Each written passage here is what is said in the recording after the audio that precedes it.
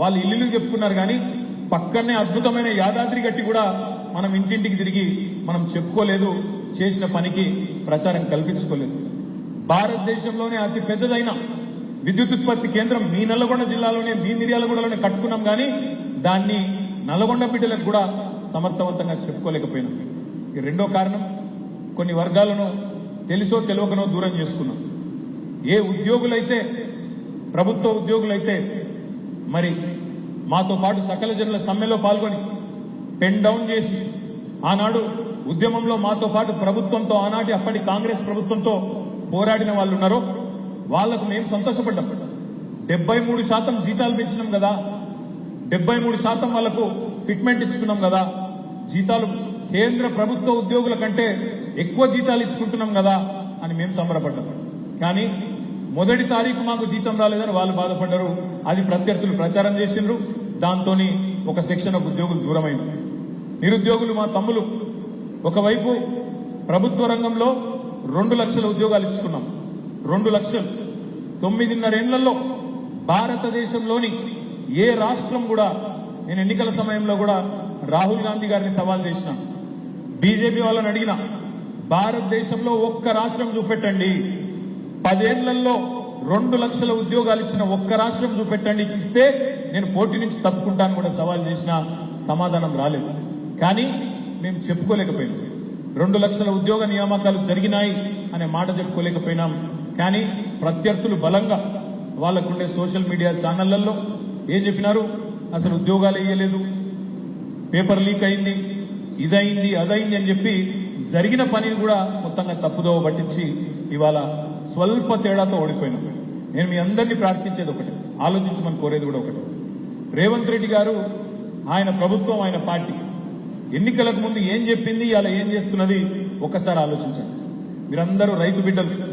ఏమన్నారు రేవంత్ రెడ్డి గారు, నేను ముఖ్యమంత్రి అయితా ఉన్నా, డిసెంబర్ 9 నాడు నేను ముఖ్యమంత్రి కాగానే మొట్టమొదటి సంతకం పెడతా 2 లక్షల రుణమాఫీ మీద.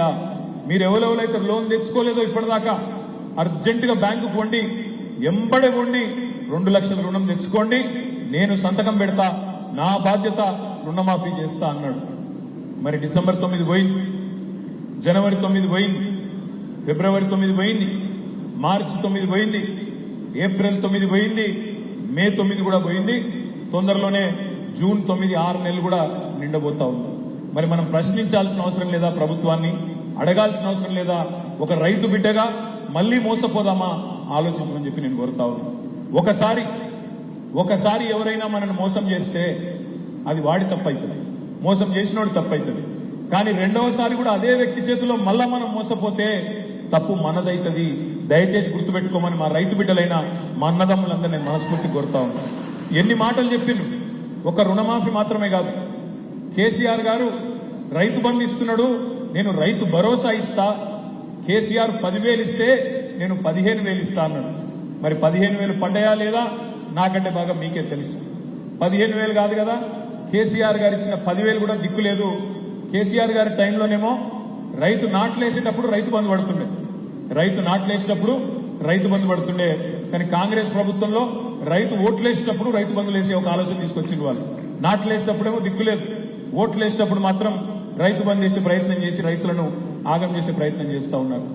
అదేవిధంగా వ్యవసాయ రైతు కూలీలకు నెలకు 1,000 రూపాయలు ఇస్తా అన్నాడు, కౌలు రైతులకు రైతు భరోసా అన్నాడు. కేసీఆర్ ఓన్లీ భూస్వాములకు ఇస్తుండు, నేను కౌలు రైతులకు కూడా ఇస్తా అన్నాడు, రైతు కూలీలకు కూడా ఇస్తా అన్నాడు. ఒక్కటంటే ఒక్క హామీ నెరవేరిందా? ఆలోచించండి. మా మహిళా సోదరి మనలకు చెప్పినారు, నెలకు 2,500 ఇస్తామన్నారు 18 ఏళ్లు నిండిన ఆడబిడ్డలందరికీ. మరి 1,67,00,000 మంది ఉన్నారు. 18 ఏళ్లు నిండిన ఆడబిడ్డలు తెలంగాణలో 1,67,00,000 మంది ఉన్నారు. వాళ్ళ తరపున రేపు మాట్లాడాలన్నా, ప్రశ్నించాలన్నా, గలమెత్తాలన్నా దమ్మున్నవాడు ఉండాలి, ప్రశ్నించేవాడు ఉండాలి తప్ప ప్రశంసించేవాళ్ళు కాదు. ఇవాళ కొత్తగా ప్రభుత్వం వచ్చింది తెలంగాణలో, అలవి గాని హామీలు ఇచ్చి వచ్చింది. మరి వాళ్ళకి కావాల్సింది శాసన మండలిలో, ఇంతకుముందే నేను విజ్ఞప్తి చేసినట్టు శాసనసభ శాసన మండలి రెండు ఎందుకుంటాయంటే, శాసనసభ ఏమైనా ఏకపక్షంగా పోయినా శాసన మండలిలో ప్రశ్నించే గొంతుండాలన్న ఉద్దేశంతోనే శాసన మండలిని పెట్టుకున్నాం. ఇవాళ కావాల్సింది అధికార స్వరాలు కాదు, ఇవాళ కావాల్సింది ధిక్కార స్వరాలు, ప్రశ్నించే గలం, గట్టిగా కొట్లాడే గలం, అవసరమైతే గల్లా పెట్టి అడిగే గల్లా పట్టుకుని అడిగే దమ్మున నాయకుడు కావాలి. ఇవాళ ఒక విద్యావంతుడు తమ్ముడు రాకేష్ రెడ్డి రూపంలో మనకు అవకాశం ఉంది. ఇంకొక మాట కూడా నేను మిమ్మల్ని అడుగుతా ఉన్నా. రేవంత్ రెడ్డి గారు చెప్పినారు, నేను 2 లక్షల ఉద్యోగాలు ఇస్తా మొదటి సంవత్సరంలో అన్నాడు. ప్రభుత్వ ఉద్యోగాలు 2 లక్షలు ఇస్తా అన్నాడు. కానీ ఎంత సిగ్గులేని వ్యవహారం ఉంది వాళ్ళ రేవంత్ రెడ్డి గారిది, కాంగ్రెస్ పార్టీది అంటే మీరు చూస్తున్నారు. మందికి పుట్టిన పిల్లలు కూడా మా పిల్లలని చెప్పుకునే బాపత్ వీళ్ళు. కేసీఆర్ ప్రభుత్వంలో ఇచ్చిన 30,000 ఉద్యోగాలకు, కేసీఆర్ ప్రభుత్వంలో చేసిన నియామకాలకు ఈయన కాగితాలు ఇచ్చుకుంటా ఇవి నేను ఇచ్చిన ఉద్యోగాలని చెప్తున్నాడు. నేను అడుగుతా ఉన్నా మా తమ్ముళ్ళని, మీరు ఆలోచించమని కోరుతా ఉన్నా. ఉద్యోగ నియామకాలు చేయాలంటే నోటిఫికేషన్ ఇవ్వాలి, పరీక్ష పెట్టాలి, ఇంటర్వ్యూ ఉంటే ఇంటర్వ్యూ చేయాలి. ఆ తర్వాత ఉద్యోగ నియామకం ఇస్తే అది నువ్వు ఇచ్చిన ఉద్యోగం అవుతుంది. మరి రేవంత్ రెడ్డి గారు, నీ ప్రభుత్వం వచ్చినాక ఎన్ని నోటిఫికేషన్లు ఇచ్చినావు? ఇప్పటికీ ఎన్ని వేల ఉద్యోగాలకు నోటిఫికేషన్లు ఇచ్చినావు? ఇచ్చిండా ఒక్కటన్నా? ఒక్కటి ఇచ్చిండు, అది కూడా గ్రూప్ 1. మనము 560 అంటే ఇంకొక 60 కలిపి ఇచ్చినట్టున్నాడు. గది ఒక్కటే ఇచ్చిండు ఇప్పటి వరకు. జాబ్ క్యాలెండర్ అన్నాడు, క్యాలెండర్కి అతి లేదు గతి లేదు. 6 నెలలు వస్తున్నది. ఈ నెల 9 వస్తే, జూన్ నెల 9 వస్తే 6 నెలలు నిండుతుంది. ఇప్పటిదాకా అతి గతి లేదు. 2 లక్షల ఉద్యోగాలను ఇస్తా మొదటి సంవత్సరం అన్నాడు. మరి ఇప్పటిదాకా కాలయాపన చేసిండు. ఎలక్షన్ కోడ్ వస్తుందని తెలుసు ఆయనకు, తెలిసి కూడా కాలయాపన చేసుకుంటూ టైం పాస్ చేసుకుంటూ నెట్టుకొస్తా ఉన్నాడు. కేసీఆర్ ప్రభుత్వం ఇచ్చిన 30,000 ఉద్యోగాలను నేనిచ్చిన అని చెప్పి పచ్చి అబద్దాలను విద్యావంతులకు కూడా చెప్పి నమ్మించే ప్రయత్నం చేస్తా ఉన్నాడు. అందుకే ఆలోచించండి.